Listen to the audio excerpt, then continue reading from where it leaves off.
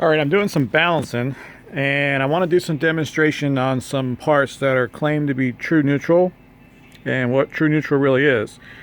True neutral means that we can take this balancer off and we can just spin the crank with the bob weights and we can balance it up.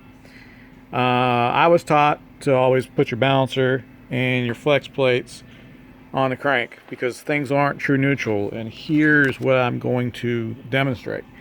Okay, so spins 2 and 3 were my verifications and they repeated. So my initial spin, I used a JW heavyweight. Then I went on spin number 4 with no flywheel or flex plate, true neutral. So it dropped almost 6 grams. Then spin 5, I put a JW lightweight with the holes. It went to 35.9. And then the final spin, spin 6, I used the gold one. And the gold one is 39.95 grams. So there's a variance here of quite a bit.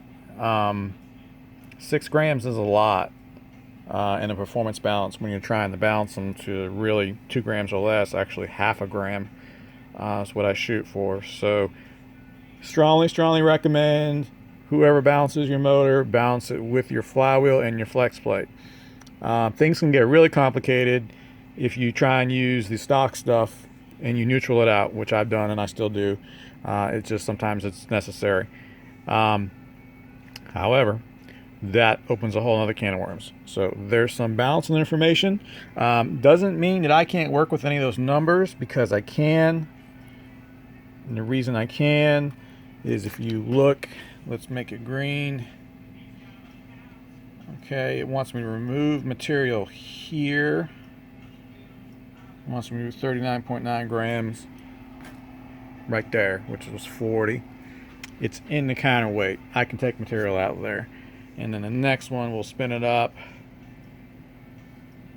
Make it green. Oh, there it is.